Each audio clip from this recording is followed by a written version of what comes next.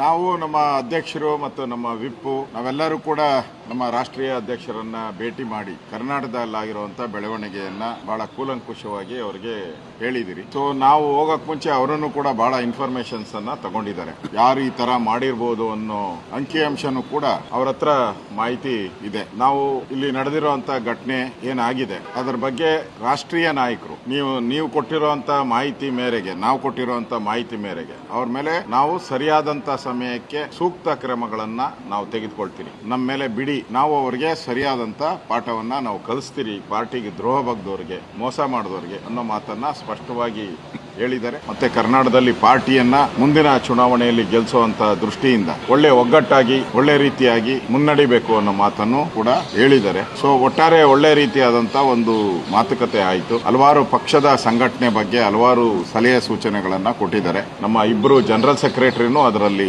ಭಾಗಿಯಾಗಿದ್ರು, ನಮ್ಮ ರಾಷ್ಟ್ರೀಯ ಅಧ್ಯಕ್ಷರಿದ್ರು. ನಾವೆಲ್ಲ ಒಟ್ಟಾಗಿ ಹೋಗಿ ಮಾತಾಡಿದಿರಿ. ಸೊ ಯಾರು ತಪ್ಪು ಮಾಡಿದ್ದಾರೆ, ಕ್ರಾಸ್ ವೋಟಿಂಗ್ ಮಾಡಿದ್ದಾರೆ, ಅವ್ರ ಮೇಲೆ ಕೇಂದ್ರದ ನಾಯಕರು ಸೂಕ್ತ ಕ್ರಮಗಳನ್ನ ತೆಗೆದುಕೊಳ್ತೀನಿ ಅನ್ನೋ ಮಾತನ್ನ